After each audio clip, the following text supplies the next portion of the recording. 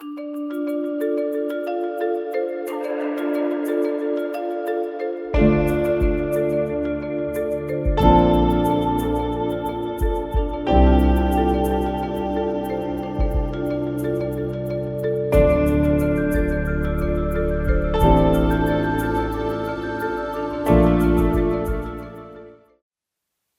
ya empezando, que ya parece que la gente de otras salas de comunicaciones orales se han ido uniendo. Disculpa mi disfonía, pero me he puesto mala justo antes de nuestro congreso. Y bueno, daros la bienvenida a todos. Muchas gracias por estar aquí, que sabemos que la hora y el día no son los más favorables. Y vamos a dar paso sin más a esta mesa tan interesante, preparándonos para futuros nuevos modelos asistenciales en diabetes. Raúl os va a presentar a nuestro primer ponente. El primer ponente es Roque Cardona Hernández. Él es pediatra y jefe de la unidad de diabetes del Hospital Sant Joan de Déu de Barcelona. Además de eso, es miembro del comité ejecutivo de la ISPAD, la Sociedad Internacional para la Diabetes en Edad Pediátrica y en la Adolescencia, y además coordinador de los centros europeos de la red internacional SWIFT, que es una red pues, absolutamente referente en la diabetología pediátrica. Gracias, Roque. Pues buenas tardes a todos. Muchas gracias, Jesús, por la presentación, Raúl, por la presentación, y gracias a todos ustedes por estar aquí hoy y, por supuesto, al comité organizador por la invitación. Yo creo que vamos a hablar de un tema que realmente nos incumbe a todos, independientemente del tipo de hospital en el que trabajemos, independientemente de la posición que tengamos, porque la sostenibilidad del sistema sanitario es al final lo que va a marcar nuestra forma de trabajar. Estos son mis conflictos de interés, considero que ninguno es relevante para esta presentación, y a lo largo de los próximos minutos voy a tratar de explicar por qué una reestructuración del modelo asistencial en diabetes tipo 1. Luego explicaré, en base a nuestra experiencia, cómo lo hemos hecho, que ya adelanto que es a partir de un modelo basado en valor, con un ecosistema digital que se llama CloudCare, y cómo se traduce ese valor, tanto en términos de resultados como en términos de disminución de actividad y costes y la traducción del valor que tiene para las organizaciones. Una pequeña aclaración, yo trabajo en el Hospital de San Juan de Dios, que es un centro que controla más de 700 pacientes con diabetes tipo 1 en la edad pediátrica, y tenemos un modelo de financiación que es particular, porque somos un centro privado, pero a su vez el 98% de los pacientes que vienen lo hacen a través de la sanidad pública mediante un concierto de actividad. La única diferencia que existe con el modelo de concierto en la mayor parte de hospitales de España es que nosotros somos una organización sin ánimo de lucro y, por tanto, estamos obligados a reinvertir todos los posibles beneficios de los distintos programas directamente a la organización para la mejora de los pacientes. Del mismo modo, si tenemos pérdidas, pues eso también puede llevar a recortes en los programas. La diabetes, esto lo hemos ido escuchando a lo largo de todo el Congreso, ha avanzado, ha cambiado drásticamente en los últimos 5 años con terapias formidables que por primera vez están cambiando el pronóstico y el curso de la enfermedad para el futuro, y son terapias que los pacientes además nos las demandan.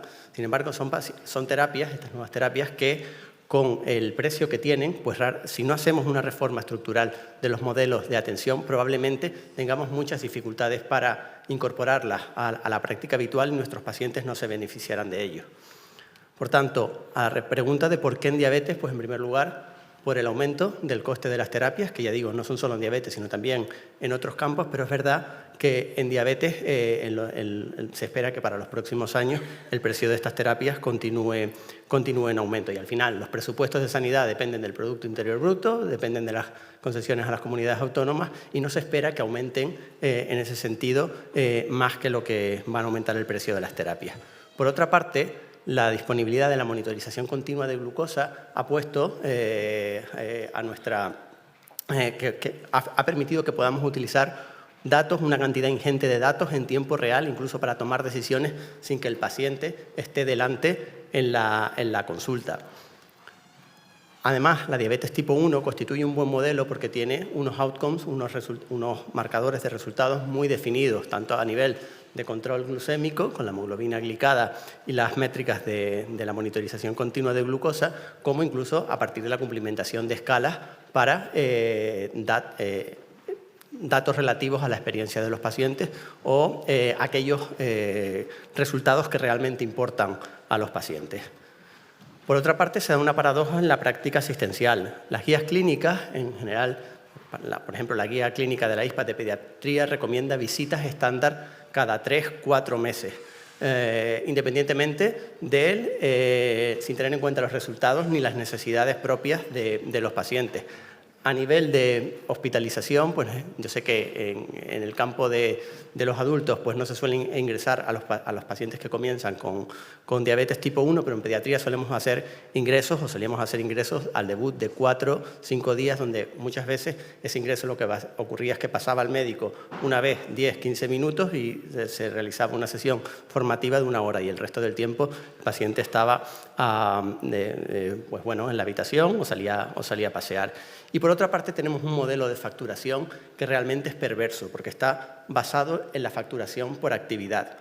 Eso quiere decir que cuanto más están ingresados los pacientes, cuanto más días están ingresados al debut, cuanto más se descompensan, cuanto más tiempo están ingresados por esa descompensación, cuantas más veces van a urgencias, cuanto más veces van a consultas, pues realmente el reembolso económico para la institución es mayor y eso realmente es completamente perverso. Además, podemos concertar pues, los dispositivos, los sistemas de liberación automatizada de insulinas, aumentando el número que nos puedan concertar y, sin embargo, la utilización de estos dispositivos va unido a un proceso complejo de puesta en marcha que como todos sabemos, pues, requiere varias sesiones de formación y de educación terapéutica. Por tanto, estamos hablando de modelos que no tienen en cuenta resultados, que no contemplan atención a la cronicidad ni a la complejidad, que limitan el número de pacientes. Nosotros no podemos ver más pacientes porque teníamos las agendas llenas y que no personalizan. Y tampoco contemplan las formas no presenciales de atención. Entonces, en este sentido, lo que hemos buscado es la sostenibilidad a través de un modelo basado en valor, que ahora voy a explicar un poco qué es lo que es. ¿Vale? El concepto de valor surge a partir de un economista de la Universidad de Harvard, Michael Porter, que dice que el valor es la relación entre la calidad de los cuidados y el coste de estos cuidados. Dentro de la calidad de los cuidados, pues obviamente se incluyen los marcadores clínicos, los marcadores directamente reportados por el paciente, lo que se llaman los PROMs, y las medidas de experiencia del paciente. Y es a su vez relacionado con el coste de actividad. Esto lo hemos hecho alineado con la estrategia del hospital, como no podía ser de otra manera, y es un proyecto que directamente la dirección del hospital ha aceptado. Eso yo creo que es muy importante para establecer un cambio de modelo que realmente sea reforzado por la propia dirección del hospital y lo haga suyo propio. No voy a entrar en detalles de esto. Lo hemos financiado a través de un fondo europeo de desarrollo de 3,8 millones de euros con una adjudicación que tiene una peculiaridad, que es un proveedor único. El proveedor, al final, lo que nos tiene es que proveer de productos, es decir, para cubrir el 100% de nuestra población con monitorización continua de glucosa y un incremento del 15% con el que partíamos hasta el 33% de bombas de insulina que luego se convirtieron en sistemas de liberación automatizada de insulina. Y eso de cualquier proveedor, eso incluye una innovación importante porque eso quiere decir que un proveedor tiene que comprarle directamente a su competencia. Eso no ha sido tan fácil, pero yo creo que es parte de la innovación de esto. Y además un servicio de gestión integral de la diabetes, que es lo que ahora voy a explicar. Todo eso se vehiculiza a través de un pago capitativo, es decir, tantos euros por paciente al año o al mes, que nosotros, de alguna manera, el proveedor nos factura a nosotros pagamos al proveedor y a su vez nosotros facturamos a nuestro pagador, que es el Servicio Catalán de Salud. ¿Vale? Dentro de los elementos necesarios para la implementación del modelo, pues radica fundamentalmente en el equipo y el hospital ha apostado por la creación de unidades funcionales integradas como la unidad de diabetes que aparte de los roles clásicos como pediatras endocrinos, enfermeras de práctica avanzada, dietistas, psicólogos, pues además hemos incorporado nuevos roles.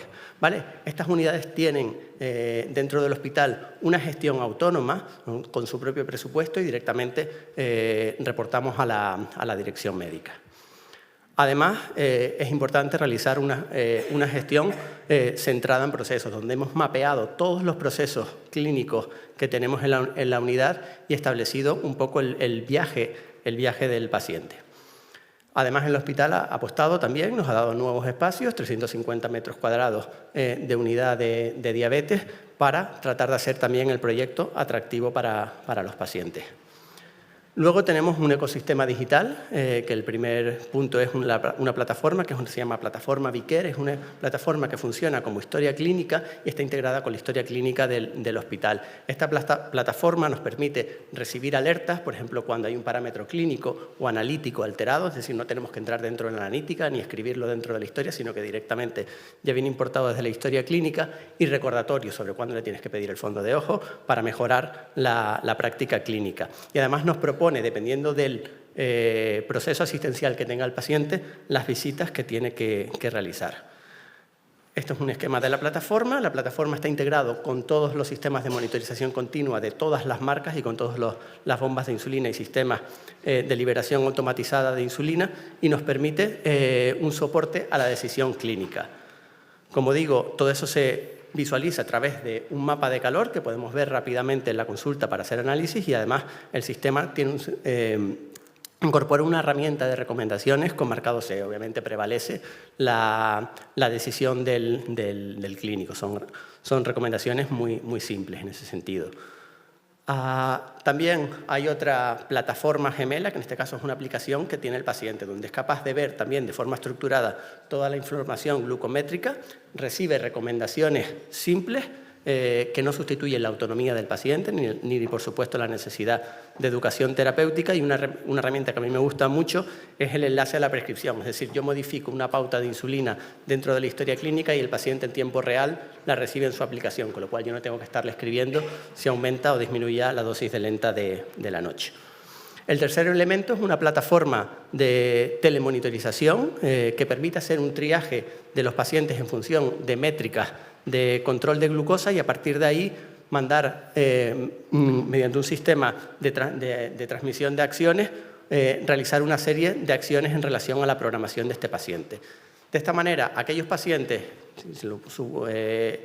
simulamos con un semáforo, aquellos pacientes que cumplen objetivos pueden tener una visita 1 o 2 veces al año. Eso no quiere decir que solamente se vayan a controlar 1 o 2 veces al año. Yo lo que le digo a los pacientes es que tienen un gran hermano que les está vigilando cada día y que a nosotros nos informa si hay un patrón alterado. En el caso de que tengan un cumplimiento intermedio de objetivos de control de glucémico, pues interviene una enfermera de práctica avanzada que generalmente se aproxima a ellos mediante visitas telefónicas, y en el caso de que no cumpla los objetivos, pues el esquema clásico de visitas cada 3 meses, y si es necesario, intensificarlas más. De esta manera, lo que podemos hacer es acompañar a los pacientes. En el último año pues, tuvimos 93.000 interacciones. Entonces, aunque realmente el paciente no venga a visitar, sino que esté en modo piloto automático, que es lo que decimos nosotros, pues el paciente está siendo vigilado por la torre de control, y en caso de que sea necesario que ese avión tenga que aterrizar, pues lo hacemos aterrizar. No solo cómo se traduce el valor, pues obviamente resultados clínicos. Esta es una comparativa entre 2019 y 2023. Nosotros iniciamos la reestructuración en 2021, aunque hasta 2023 no ha estado rodado, y el 2020 no era un buen año para comparar por el impacto del COVID. Entonces, si comparamos 2019 con 2021 a nivel de hemoglobina glicada, pues ha habido un descenso. Obviamente, también tiene que ver la implementación de los sistemas de liberación automatizada de insulina en este tiempo. Ha habido un aumento del tiempo en rango. A nivel de resultados y satisfacción, utilizamos la escala NPS, que es una escala que va de -100 a +100 y que generalmente por encima de 30 se considera un resultado excepcional. Y en el caso de las enfermedades crónicas, pues todavía más. Y bueno, pues tenemos un NPS del 80, casi todo, con promotores, con elementos promotores que son los verdes, y un sistema de satisfacción para el usuario de 4,85 sobre 5. A nivel de PROMS ha sido más difícil realizar la medición, pero hemos realizado en algunos pacientes concretos mediciones de calidad de vida, de estrés emocional y áreas problemáticas de la diabetes, ya que son los cuestionarios que están autorizados por el Consorcio Internacional, el ICHOM, para poder utilizar. Y esta es una línea de mejora que en los próximos meses, pues realmente yo creo que sufrirá un cambio importante. Como digo, no solamente la calidad, sino también nos interesa disminuir los costes. Entonces, en ese sentido, hemos disminuido la cetoacidosis en un 58%, las visitas a urgencias en un 60%, la disminución a consultas externas en un 43% y el hospital de día un 100%, porque básicamente ahora las bombas de insulina y los sistemas de liberación automatizadas lo hacemos en régimen ambulatorio y no en régimen de hospital de día. Todo esto en paralelo con un aumento en el uso de sistemas de liberación automatizada de insulina, que incluyen un complejo proceso, como todos saben, pero el poder tener todo este hueco en las agendas nos ha permitido poder hacerlo. Y al final, esto en términos de facturación pues nos ha supuesto una reducción del 53% de la facturación que nosotros hacíamos como actividad, que obviamente seguimos percibiendo en forma capitativa, porque al final tenemos el mismo budget, pero pagado de forma capitativa, y esta reducción lo podemos invertir pues, en la contratación, obviamente, de estas herramientas tecnológicas, pero sobre todo para aumentar el equipo clínico. Hemos incorporado enfermeras, hemos incorporado dietistas, hemos incorporado psicólogas, etcétera.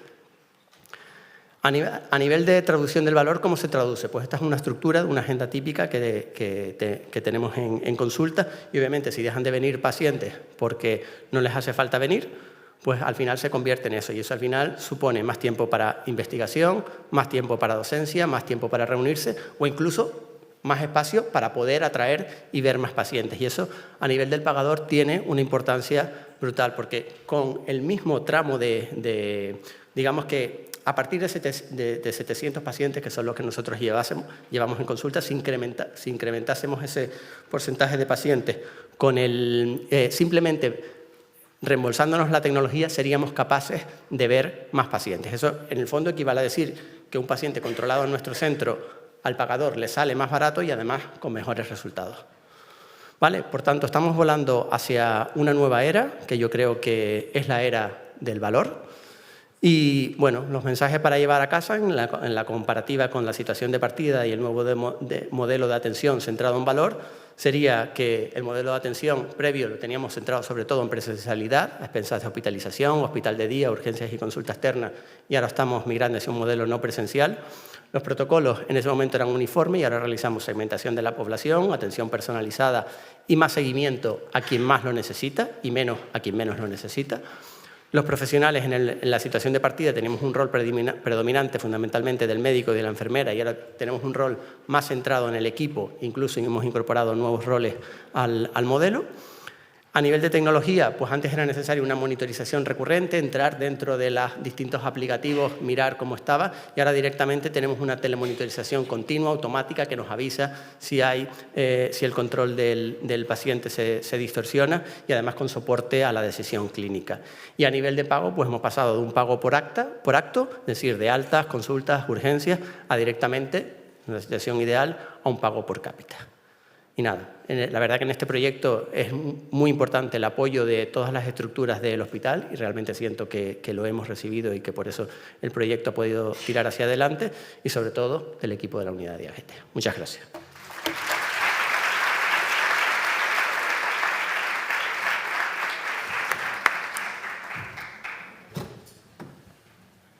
Bueno, pues después de que nos hayas dejado con la boca abierta con este modelo de atención a la diabetes en pediatría, vamos a pasar a abrir un poquito el debate a la atención a la diabetes en adultos y un poco enfrentando la atención en unidades de referencia frente a atención en área sanitaria. La primera ponente de esta sección de adultos va a ser la doctora Pilar Beato.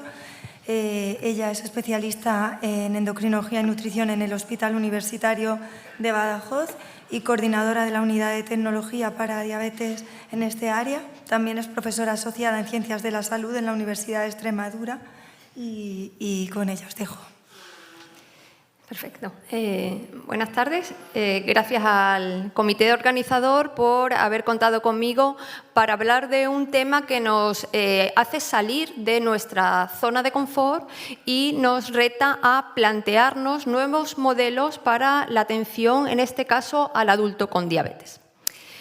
Y me atrevería a empezar cambiando mi título por una pregunta. Os animo a que nos preguntemos, ¿son necesarios nuevos modelos asistenciales? ¿Por qué? ¿Por qué no es válido nuestro modelo actual? En primer lugar, tendríamos que describir muy brevemente cuál es nuestro modelo actual.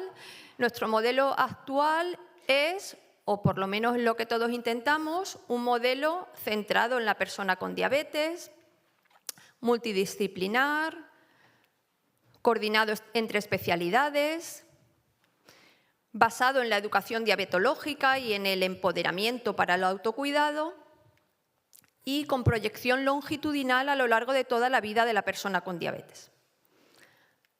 Si esto es así, ¿por qué? ¿Por qué hay que cambiar nuestro modelo?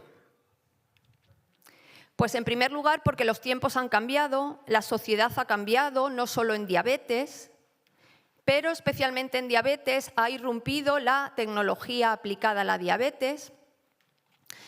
Hemos vivido un desarrollo enorme, hemos crecido en todos los aspectos. La frase monitorización para todos, que al principio parecía imposible, ha sido una realidad. Las guías clínicas recomiendan el uso de sistemas de asa cerrada para todas las personas con diabetes tipo 1.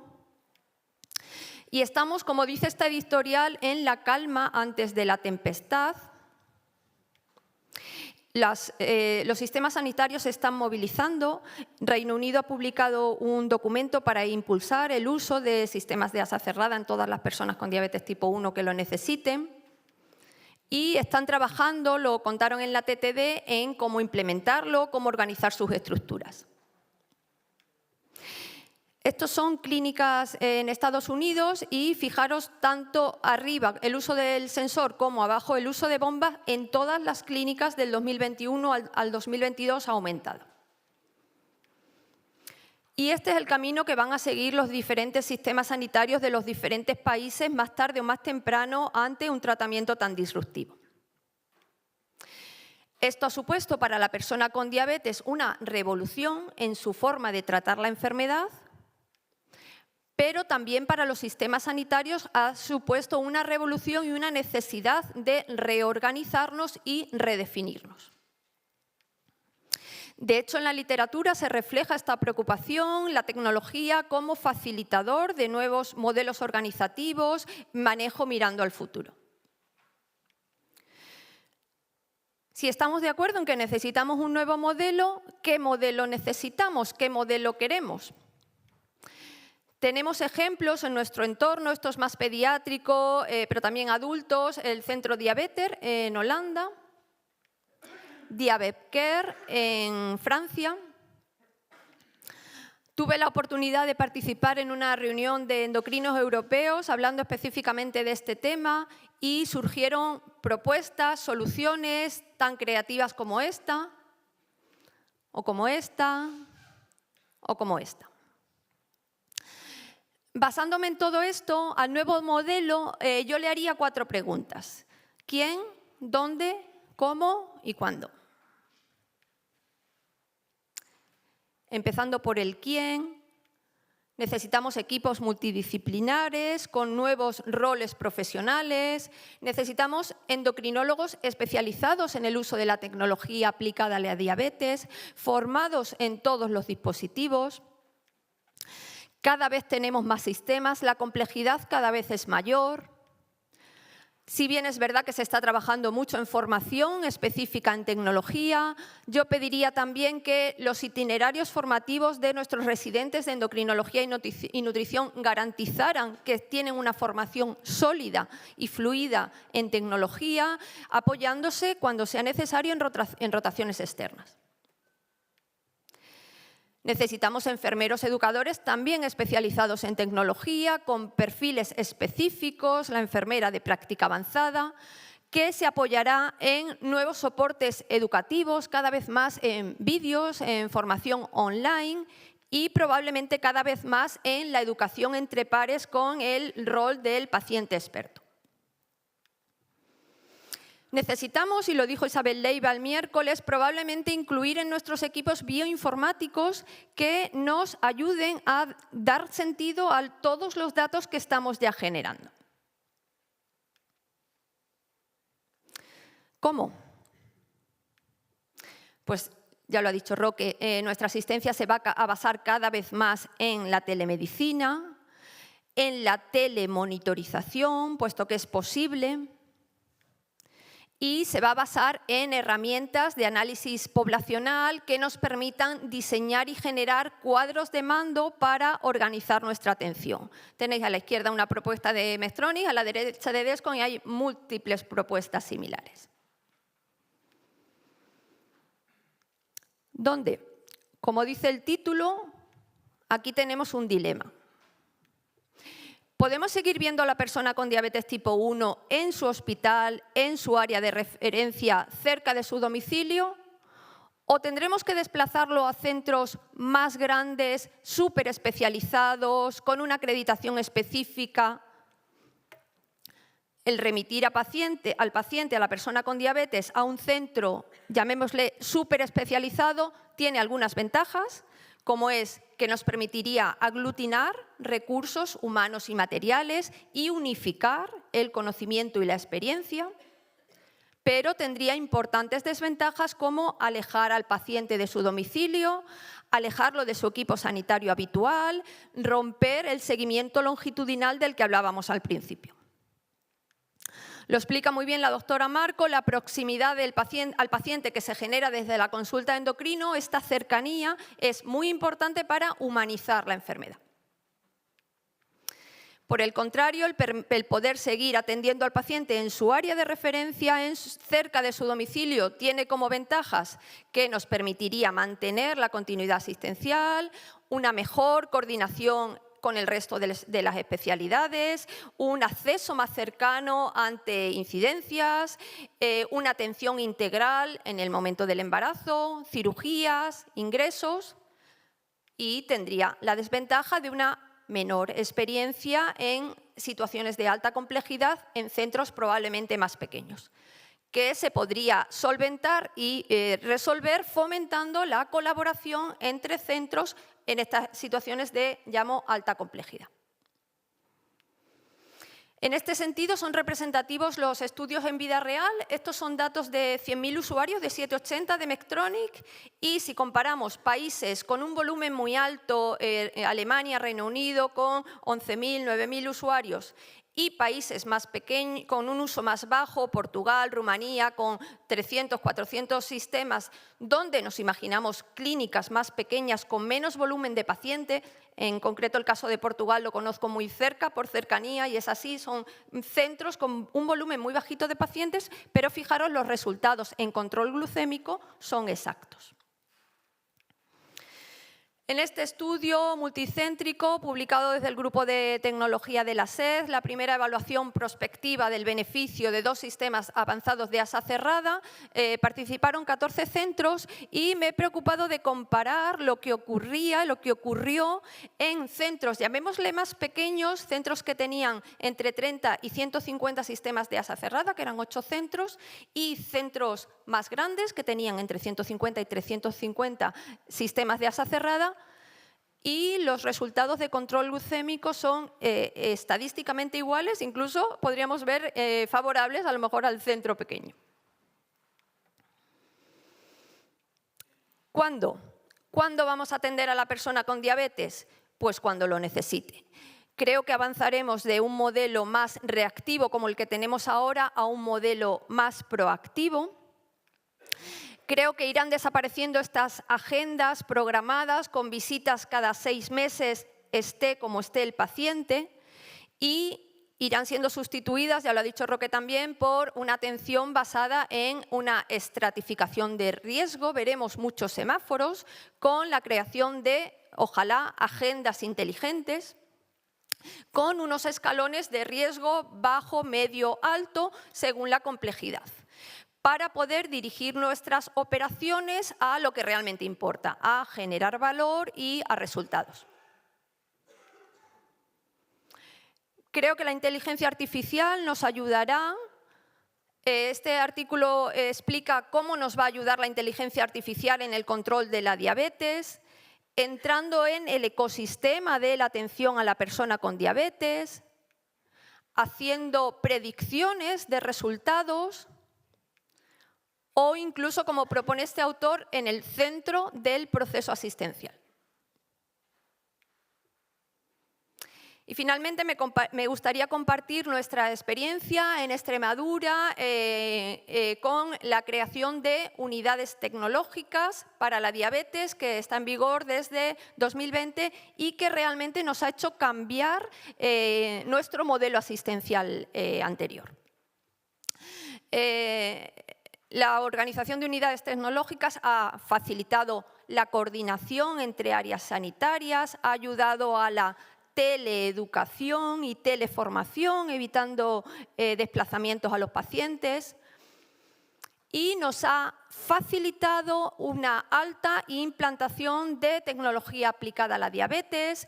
Tenemos una implantación universal de monitorización en tipo 1, estamos avanzando en tipo 2 y tenemos a nivel regional un 36% de uso de sistemas de asa cerrada, que es un porcentaje alto en relación con nuestro entorno. En concreto, en la unidad tecnológica de Badajoz tenemos un 50%, pasa lo mismo en Cáceres, en los centros más grandes hay un 50% de penetración de sistemas de asa cerrada. Hemos recibido 8 rotaciones externas de residentes de otras comunidades y hay otras programadas. Y somos centro de excelencia implantador de Versense, de sensor implantable. Lo presentamos en la TTD nuestros 5 años de experiencia con 32 pacientes incluidos, 280 procedimientos realizados y 12 acreditaciones de profesionales, tanto endocrinos como enfermería, como residentes nuestros, como residentes de otras áreas y de otras comunidades. Además, dentro del proyecto de unidades tecnológicas se ha implantado un programa para el control remoto de los pacientes con diabetes tipo 1. Fue pionero, posteriormente se ha implantado también en 5 hospitales en España y en otros centros también fuera de España. Se llama Clinical y el programa consiste, la primera experiencia la presentó nuestros pediatras, Estela Gil Poch y Javier Arroyo la presentaron el año pasado en este congreso. La experiencia inicial en pediatría, luego se han incorporado también los adultos. Tenemos ahora mismo 776 pacientes incluidos en triaje y consiste en que el paciente se instala una aplicación y periódicamente, esto está calendarizado, hay algunos cada 15 días, cada mes, cada 2 meses, lo que decida el endocrino, periódicamente recibe una notificación de que su descarga va a ser valorada. El programa captura automáticamente la descarga y en base a un protocolo que hemos definido previamente, a qué llamamos rojo, a qué llamamos amarillo y a qué llamamos verde, nos genera un triaje de todos los pacientes con su semáforo. Podemos ver directamente desde ahí la descarga, no tenemos que irnos al programa original. Y podemos escribir un feedback al paciente, haciendo ajustes, haciendo recomendaciones, tanto el educador como el endocrino, remitiéndole a refuerzo educativo si lo consideramos necesario, o incluso si todo está muy bien, hemos visto tu descarga, enhorabuena, sigue así, estás dentro de control, lo que les resulta también muy motivador. Por supuesto, hay puntos de mejora, muchos puntos de mejora. Uno de ellos es que necesitaríamos una mejor coordinación entre el modelo reactivo y el modelo proactivo. Ahora mismo están conviviendo y eso a veces genera conflicto y sobrecarga. Y que tendríamos que garantizar el empoderamiento suficiente de la persona con diabetes para permitir esta atención de calidad y remota de calidad. Estar seguros de que el paciente es capaz de reaccionar a nuestras recomendaciones, entenderlas y llevarlas a cabo sin necesidad de venir. De todo esto concluiría, por tanto, que el modelo tradicional de asistencia ya no se adapta a las necesidades de las personas con diabetes tipo 1 ni de los profesionales, que la tecnología para la diabetes se ha convertido en un motor de cambio de nuestras organizaciones, que debemos diseñar soluciones innovadoras, adaptables a los cambios que van a seguir viniendo, que avanzamos a modelos más complejos probablemente, pero también más multidimensionales y más flexibles, y que al final la clave va a estar en que seamos capaces de coordinarnos, de entendernos y de aunar esfuerzos. Muchas gracias por la atención.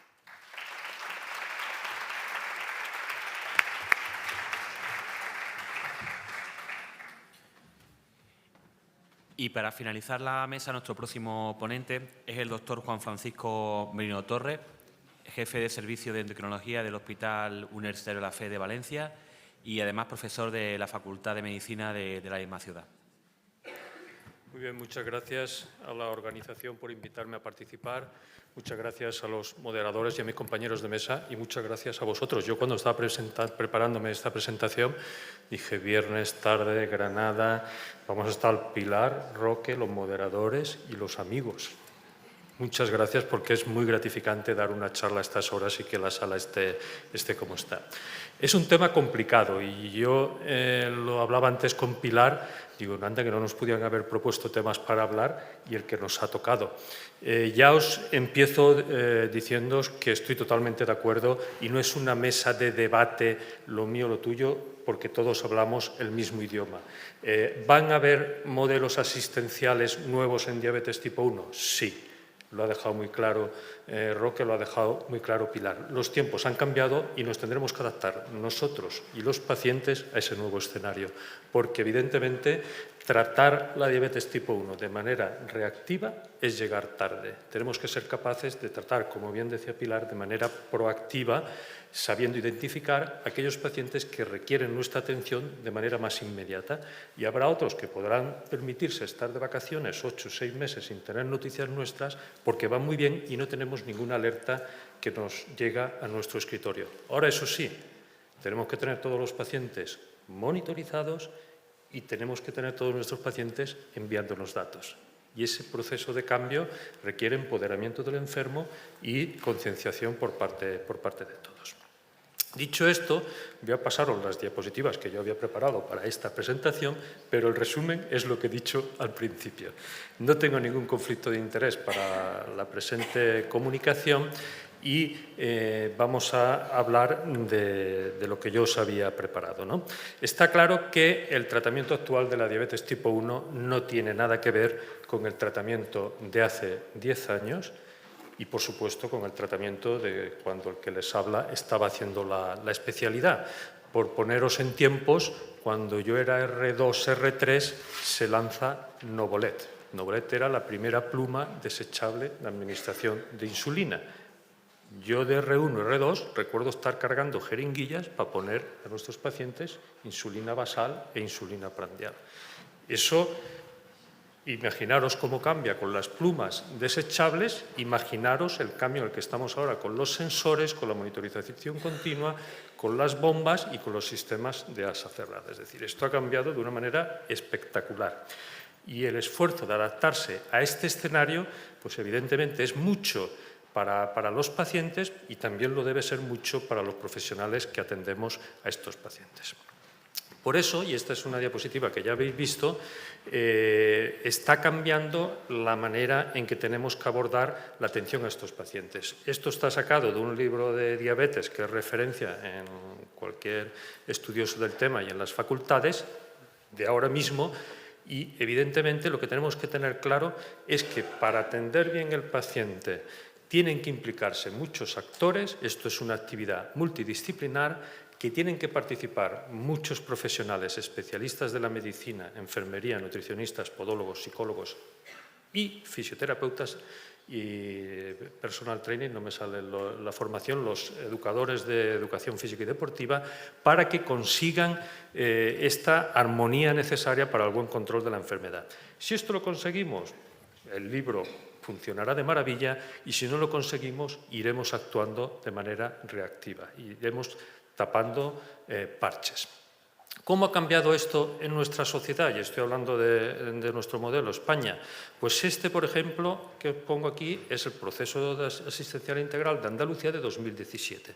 ¿Por qué he cogido este? Porque aún no había llegado la pandemia. Y la pandemia ha supuesto un antes y un después en el desarrollo del modelo asistencial en diabetes. Si veis aquí, perdonad, que esto no es lo que yo quería. Si veis, ¿el puntero señala? Sí. Fijaros que aquí distinguíamos diabetes tipo 1, diabetes tipo 2, pero los centrábamos en el hospital, sobre todo el seguimiento de diabetes tipo 1. La atención primaria el seguimiento, pero fijaros cómo el paciente con diabetes tipo 1 lo ubicábamos en el hospital, generalmente en los grandes hospitales de referencia, y todo lo demás, digamos, se diluía y diabetes fuera del hospital era diabetes tipo 2. Este otro proceso asistencial integral que os pongo aquí es del año 21, ya estábamos saliendo de la pandemia, en este caso de Aragón, y fijaros que no sale en ningún momento de qué tipo de diabetes estamos hablando.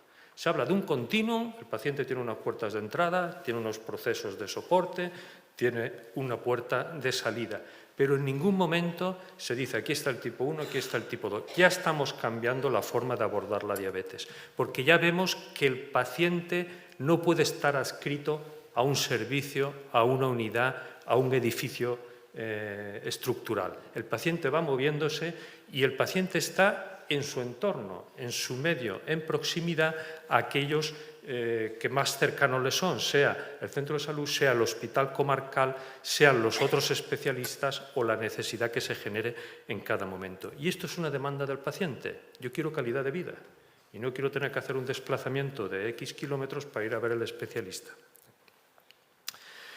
Todo esto hace que las sociedades científicas se pongan las pilas y a raíz de la pandemia empecemos a ver que hay un modelo de atender a los pacientes que nos es exactamente igual de rentable y que además el paciente nos agradece, que es la telemedicina, la teleasistencia. La Sociedad Española de Diabetes hace un documento que vosotros conocéis y donde se detalla o se dan unas guías de lo que debe llevar una consulta no presencial, y fijaros cómo ya en este documento, está muy pequeñita la letra, pero bueno, lo he subrayado, ya nos dice que presencialmente posiblemente un paciente bien controlado con una visita anual tenga bastante y que las otras 2 o 3 visitas se puedan hacer de manera no presencial.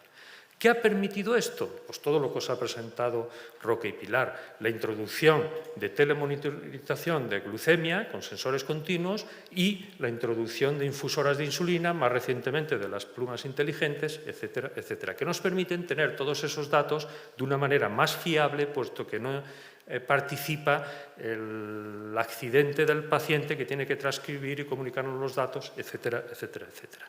La Sociedad Española de Endocrinología y Nutrición también aborda este tema a raíz de la pandemia, también nos presenta su documento y en este caso lo que yo os quería señalar es, fijaros cómo también nos vuelve a reforzar el concepto de alguna manera de que hay determinadas situaciones por complejidad de esos pacientes que sí que tendrán que ir a unas unidades más especializadas, un pie complicado, un paciente con una especial labilidad metabólica, etcétera, etcétera, pero fuera de ese escenario el paciente pide y puede ser atendido más cerca de donde él vive, donde él desarrolla su día a día, porque ha visto que la tecnología le permite acceder a los mismos recursos y obtener los mismos resultados en salud. Todo esto, además, hay que añadir una variable que seguro que habéis visto este New England de hace unas semanas, el Internet de las cosas. Hoy en día todos llevamos algún instrumentito colgando que nos está diciendo cuál es nuestra frecuencia cardíaca, hasta ya la saturación de oxígeno, si tienes una arritmia y, por supuesto, la actividad física que haces. Pues esos datos son datos muy importantes en salud y, evidentemente, en diabetes, y más en diabetes tipo 1. El integrar esos datos también tenemos que ser capaces de aprender a evaluarlos y a monitorizarlos en nuestras consultas diarias, porque no es lo mismo el paciente que a mí me llega el dato mientras está en la sala de espera, me transmite a mi historia clínica electrónica y cuando yo lo recibo me dice este paciente está andando 15.000 pasos como media todos los días, sube 14 o 15 pisos, hace tal ejercicio de aquí, hace tal... Ya lo sé. O este paciente que estoy pesando, que he visto que me ha ganado un kilito que él presume de ir al gimnasio, me está transmitiendo eso que realmente la actividad física que hace es limitada. Por tanto, tengo ya elementos de juicio que me van a permitir incidir en algunas cosas que mejoran su calidad asistencial. Esto es cierto que genera conflicto, porque no todos los pacientes van a tener esta tecnología para yo poder beneficiarme de esa información. Tendré que implementar proyectos que permitan validar que esa información es cierta, es válida y se puede incorporar al día a día en la actividad asistencial. Hay estrategias en este sentido, pero lo que yo he encontrado, aún quedan cosas de mejora y nosotros, responsables de la actividad asistencial, tendremos que aprender a interpretar e incorporar esos datos a nuestra práctica clínica diaria. Yo creo que más o menos nosotros estamos receptivos y endocrinología, personal de enfermería centrado en educación terapéutica en diabetes, etcétera, etcétera, somos y hemos demostrado varias veces que somos receptivos a estos cambios. Pero la realidad es que a día de hoy no los estamos utilizando con toda la oportunidad de mejora que ofrecen. Por ejemplo, los compañeros de cardiología, cualquier paciente con arritmia lo tienen monitorizado y saben su frecuencia cardíaca y tienen sus alertas generadas cuando hace extrasistolias más allá de lo deseable, ¿no? En definitiva, tenemos que ser capaces de integrar este Internet de las cosas que son portadas por el paciente y a lo mejor alguna que se nos ocurra para facilitarle, junto con lo que ya nos está facilitando la monitorización, las infusoras, los plumas inteligentes, etcétera, etcétera, etcétera. Todo esto lo tenemos además que digerir con la realidad de nuestra práctica clínica.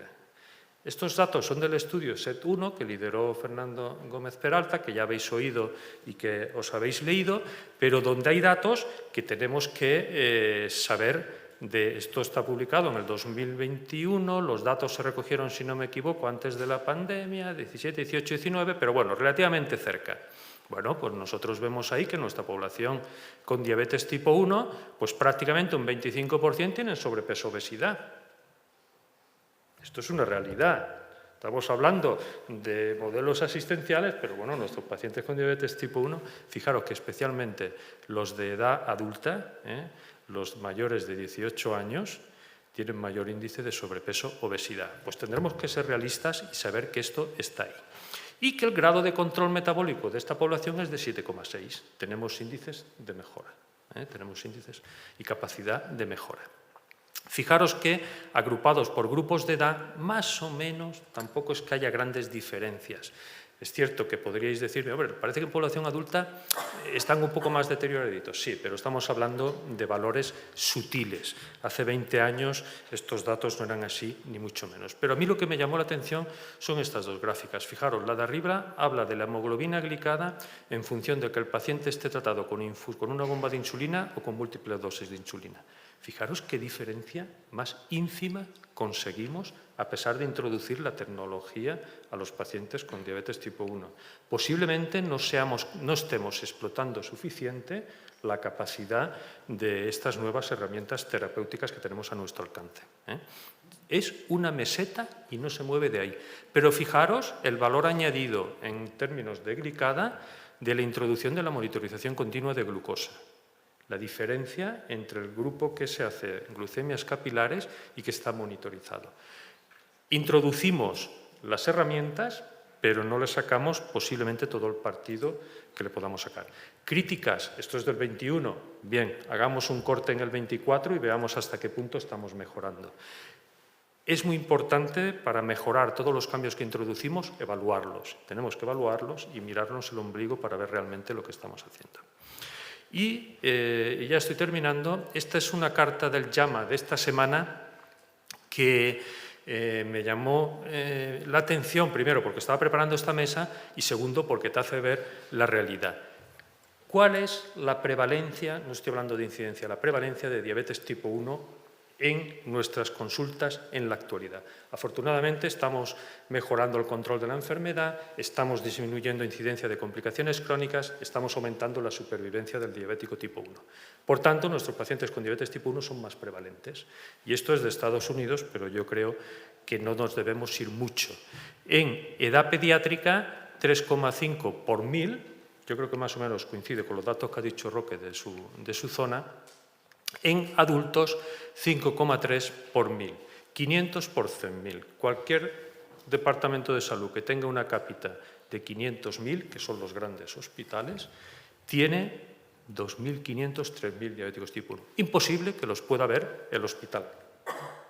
O somos capaces de prestar atención asistencial allá donde está el enfermo y que esos profesionales que están allí, tan especialistas como nosotros, atiendan el enfermo y el hospital central esté para los casos poco prevalentes, complejos, que requiera una mayor especialización, aparte de la cápita que le corresponda por localización y emplazamiento, o es imposible atender ese volumen de pacientes que va a ir creciendo, porque afortunadamente hacemos las cosas mejor y los enfermos tienen mejor esperanza de vida y mejor calidad de vida.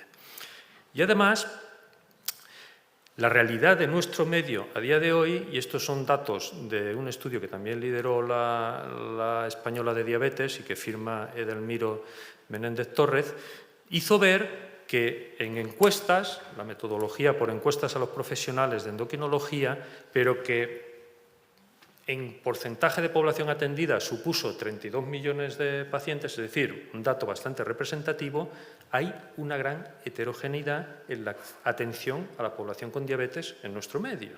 Y hay comunidades con modelos de hospital de día plenamente implantados, con consultas de terapia basada en bombas de insulina sensores plenamente implantados, y un ejemplo claro es el que ha presentado Pilar, y otros que no tienen este acceso.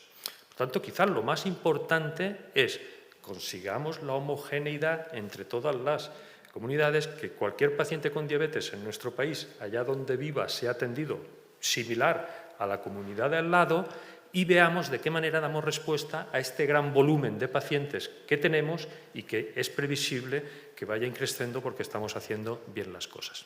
Yo creo que esto no se puede hacer sin preguntarle al enfermo qué es lo que a ti te gusta más, cómo quieres ser atendido.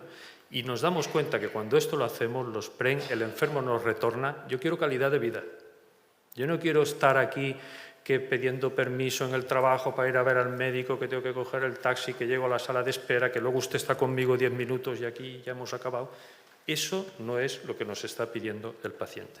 Tenemos que ser, en definitiva, capaces de atender al paciente en este largo proceso, que es una enfermedad crónica como la diabetes tipo 1, que puede haber aparecido con 3 años, puede haber aparecido con 7, puede haber aparecido con 20 o con 30, pero que le va a seguir el resto de la vida para nosotros ser capaces de, en esos vaivenes, mantener la línea recta y buscar el soporte que hay que darle en todos los escenarios para que su calidad de vida y el control de su enfermedad y pronóstico sea el mejor posible. Y esta es mi última diapositiva de este mismo libro de diabetes que yo os decía, donde el modelo asistencial a la diabetes tipo 1 se ve ubicando el paciente en periferia, allá donde él reside, con todo el soporte y todas las peculiaridades que tenga ese paciente en relación con su diabetes o no. El paciente con diabetes puede tener una fractura porque se ha caído en la bicicleta, puede tener un evento X que no tiene nada que ver con su diabetes, pero que va a requerir del especialista del momento, que estará donde tenga que estar.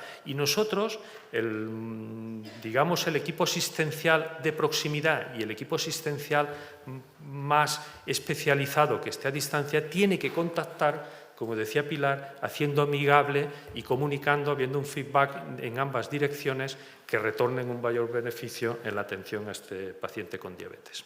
Muchas gracias.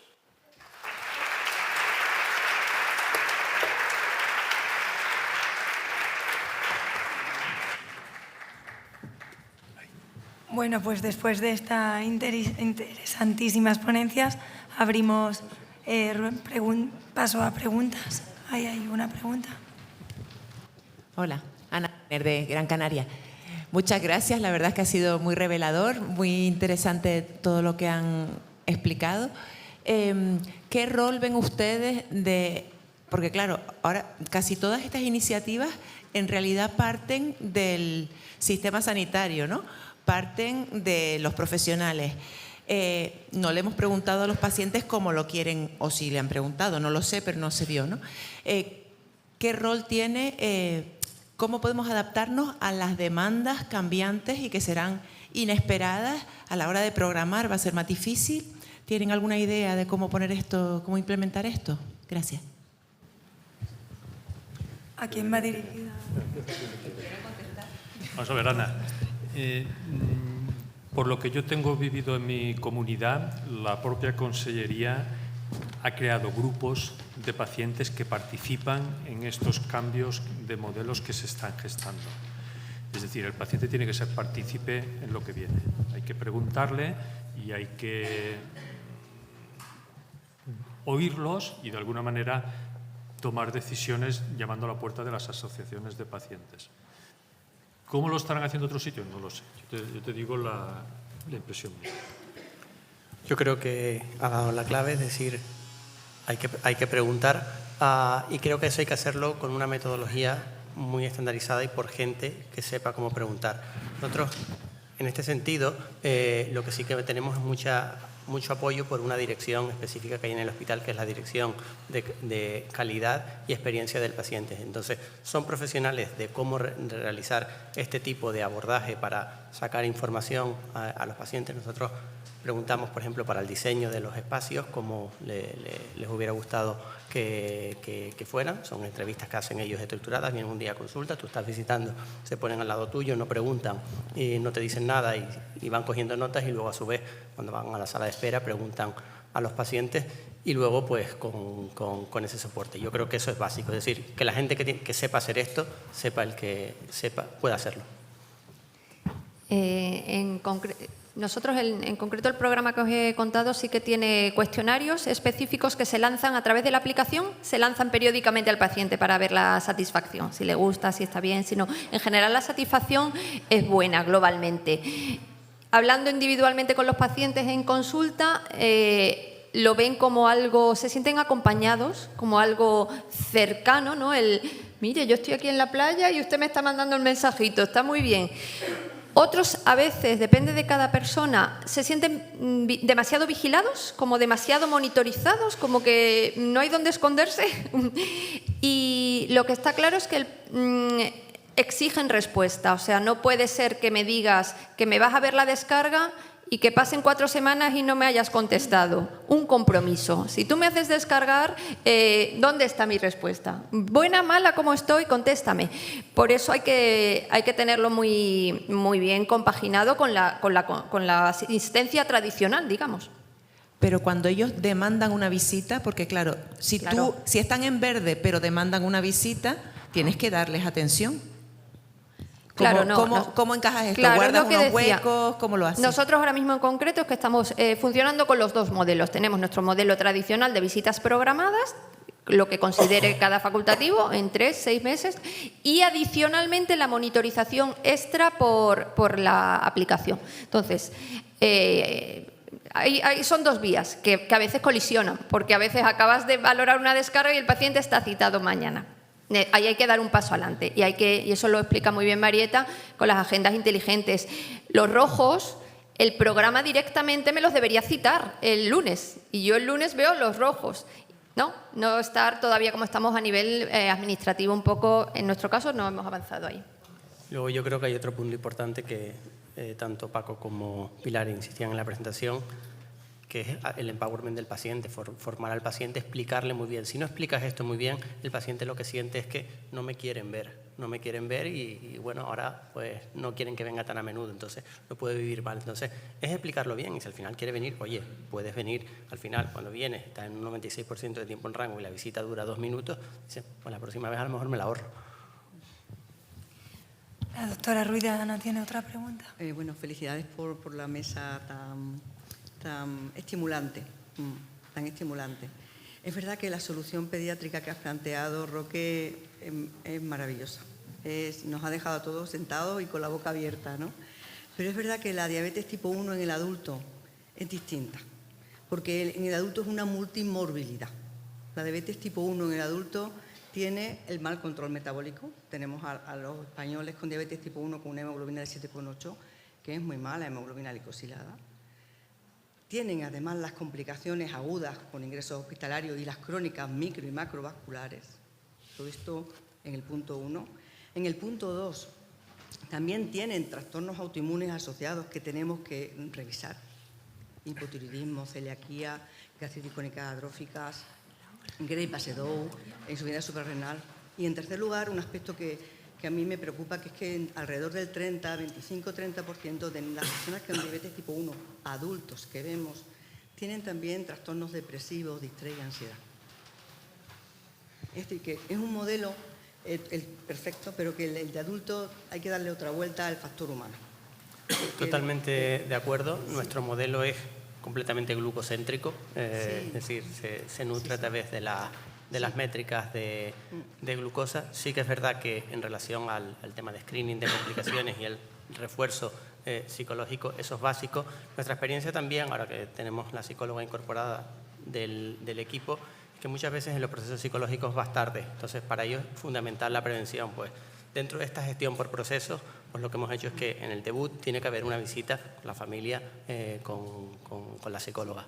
Yo quería preguntaros, que he dicho solamente que la perspectiva que tenemos, que lo que nos has contado es excelente, bueno, todo, pero es verdad que no lo podemos exportar directamente, sino adaptado a los adultos, ¿no?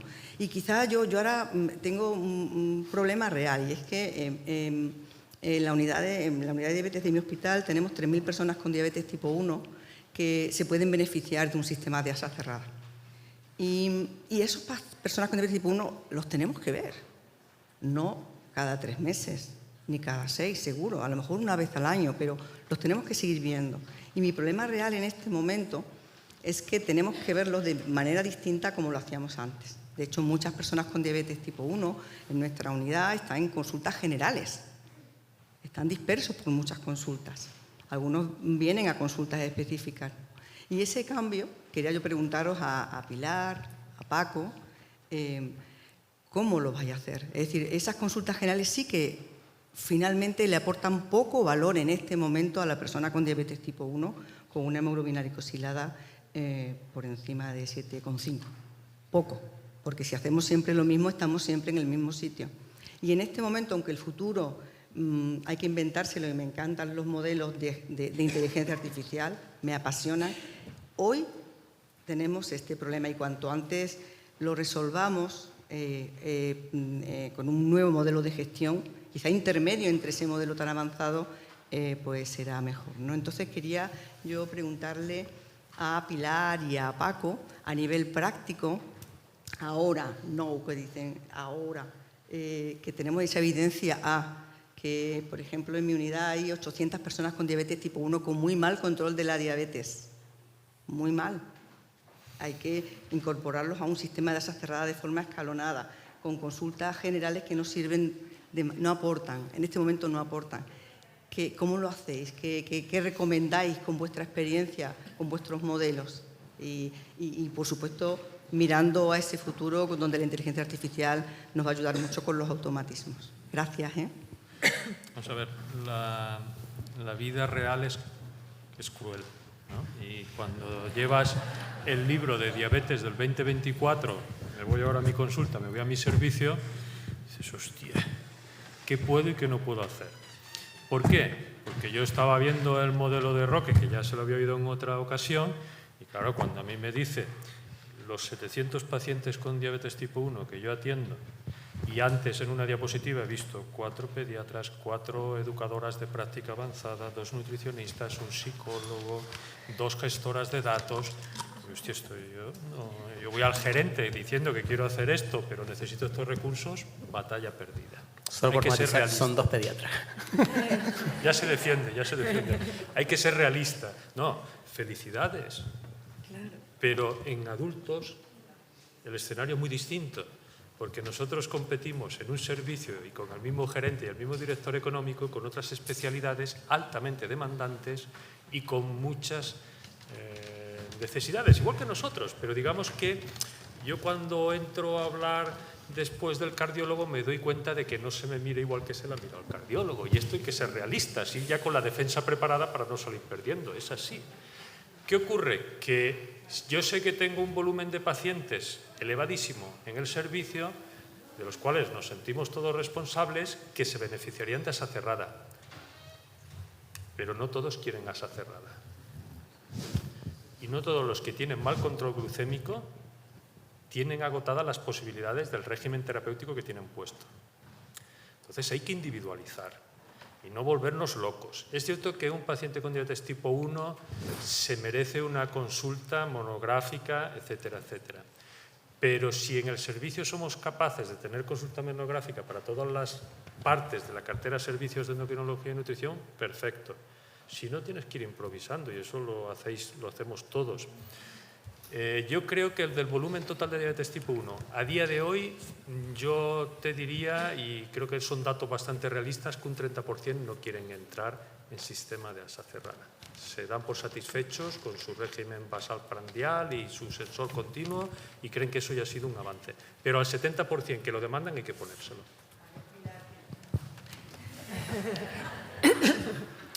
A veces no se les ha explicado, El no quiere es un tema muy... porque el que quiere y puede va primero, ese ya estuvo, ese hay que ir a por él. El no quiere, no puede, y es una población que nosotros, que afortunadamente hemos tenido la opción de avanzar mucho, ahora esa es nuestra población. El no quiere, no puede. Entonces, son dos cosas. El no puede, dale soporte, dale el soporte que necesita. Probablemente no puede en una educación en grupo o en sesiones muy rápidas, necesita un abordaje muy individual, pues hablo del anciano, de persona con cualquier tipo de limitación, del tipo que sea.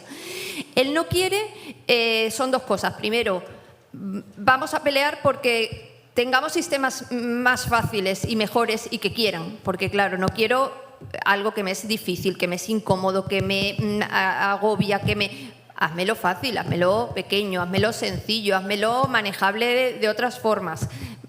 Y segundo, aunque no quiera, y esa es mi visión y lo llevo haciendo mucho tiempo, al que no quiere y sabe que lo necesita y ve que no están resueltos sus problemas, yo siempre le animo, barra obligo, entre comillas, a probarlo,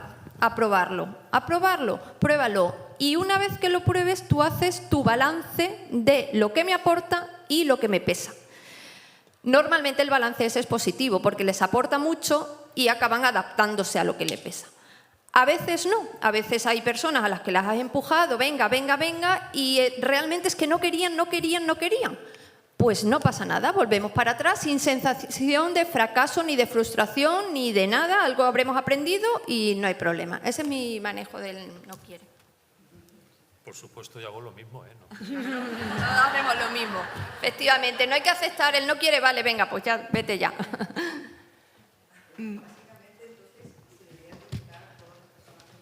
Obligar no es la palabra, por eso lo he dicho entre comillas, obligar no es la palabra. La palabra es informar. Informar y animar y dar soporte. Decisiones informadas. Por lo que intuyo de lo que habéis comentado los dos, en este momento las personas con diabetes tipo 1 se deberían de ver de forma preferente en consultas monográficas de diabetes tipo 1, ¿verdad? Sí, pero yo no soy un defensor de que la consulta esté solamente en el hospital de referencia. No, por supuesto, sí. Que son dos cosas distintas. Sí, no son... Bueno, podríamos estar debatiendo toda la tarde, pero vamos con 10 minutillos de retraso ya para la conferencia. Perdona, venga, última pregunta. Venga, perdón. No te habíamos visto. Teresa va a hacer una última pregunta. No tengo una pregunta. Tenía varios comentarios, pero voy a intentar saltármelos. Porque lo primero de todo que quiero es no solo felicitaros, sino decir que ha sido una mesa de lujo y Pilar, una mesa obligada. O sea, la tecnología ha venido para quedarse, ha venido para ir a más y los médicos tenemos la obligación moral de darle a nuestros pacientes lo que es mejor para ellos y lo que puede resolverlo.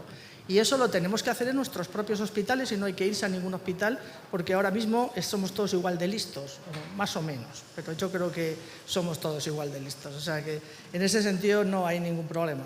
En cuanto a lo de la diabetes 1, a ver, yo creo que lo que hay que hacer es consultas monográficas, lo que pasa es que eso lleva mucho tiempo. Yo empecé hace 10 años a hacer consultas monográficas de diabetes tipo 1 para poder ir luego haciendo pues más con eso. Y otra cosa, en el estudio ese de la SED21, yo creo que ese estudio está hecho en el 21. Desde entonces es que nos han cambiado mucho las cosas. Yo no tengo bueno, y además he traído un póster, y eso que el póster es ya del año pasado, en el que sí mejora mucho la tecnología en diabetes con respecto a lo... Y ya no hago más críticas, que me las dejo para otro momento, pero felicidades. Bueno, muchas gracias a los ponentes y a todos vosotros por vuestra asistencia.